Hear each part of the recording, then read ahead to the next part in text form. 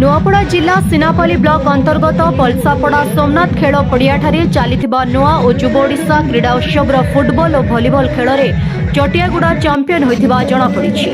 ए अवसर में मुख्य अतिथि भावे विधायक अधिराज मोहन पाणिग्राही योगदान करथिले।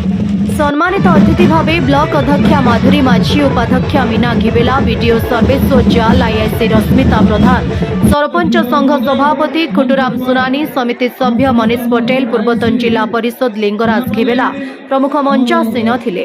आज फुटबॉल फाइनाल मैच चटियागुड़ा दल और पलसापड़ा दल मध्य अनुष्ठित मैच रे पलसापड़ा दल को 4-0 गोल करी चटियागुड़ा परास्त करथिला।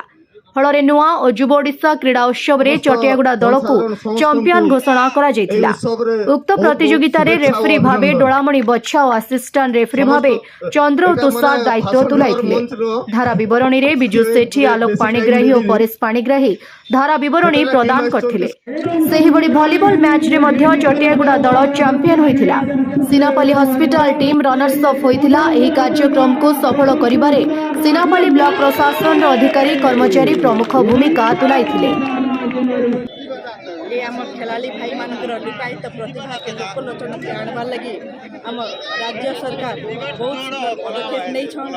ए मंच तरफ मो तरफ एवं समस्त प्रशासन अधिकारी तरफ बहुत बहुत धन्यवाद और साधुवाद जनाऊे। आम खेलाड़ी भाई मान आम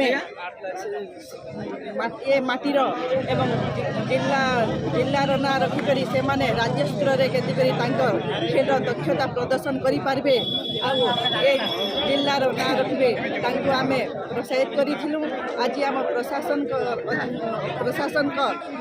सुपारिश क्रमे आज आम माननीय विधायक आसीथिले एवं खेलाड़ी भाई मान को उत्साहित करते। आज आमर श्रीमान गोष्ठी अधिकारी नेतृत्व में आज आम यही युव ओडिशा नवीन ओडिशा आज सफल होइछे। धन्यवाद।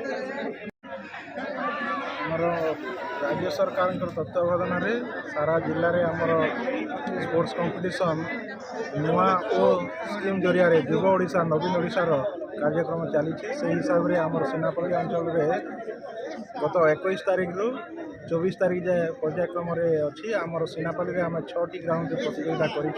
क्रिकेट 4टी ग्राउंड सुनिश्चित कराई और फुटबॉल 2टी ग्राउंड। आज फुटबॉल उद्यापन थिला से आमर चैंपियन दल चटियागुड़ा होइछि। रनर्स अप होइछि आमर पलसापड़ा दल। यही हिसाब से आसंता काली आमर कार्यक्रम रही जोटा कि क्रिकेट फाइनाल सेमीफाइनाल फाइनाल अच्छी उद्यापन उत्सव अच्छी। आमर 27टी जीपी जहाँ पूर्वर पंजीकृत करते दल गुड़ाक क्रिकेट रे प्राय समस्ते अंशग्रहण करते। फुटबॉल रे किसी अंश दल कमी जाइए तथापि 14-15टी दल भाग नहीं भितर 3 दिन जाक प्रतियोगिता होता। आम समस्त पीआरआई मेम्बर सहयोग रे जेडपी मेम्बर सहयोग रे तापरे हमर ऑफिशियल्स तथा जो ग्राउंड आम सुनिश्चित करथिले से ग्राउंड रो मुख्य ऑर्गेनाइजिंग कमिटी तांको आम दायित्व देइथिलु। से माने बहुत सुंदर भाव में ये प्रतियोगिता करछंती। ता सहित आमर तेणुक मुझे समस्त ग्राउंड अधिकारी मानक माने ऑर्गेनाइजिंग कमिटी मोर ब्लॉक प्रशासन हार्दिक कृतज्ञता जनाऊँगी। ता सहित आमर अध्यक्षा पंचायत समिति अध्यक्षा माधुरी माझी तांको सहित आमर उपाध्यक्षा मीना घिबेला दीर्घ 3 दिन है प्रत्येक ग्राउंड को बुली बुली जाकरी खेलाड़ी मान को उत्साह करने सहित दर्शकों मनोरंजन में से भागीदारी होती। मो सहित पूरा बुलाबुली करें। तेणु बहुत बहुत अशेष धन्यवाद। या सहित समस्त मीडिया बंधु मैंने आमर यही कार्यक्रम को बहुल भाव में प्रचार प्रसार करफल आमर जनगहली बहुत ऑडियंस संख्या बढ़ुची।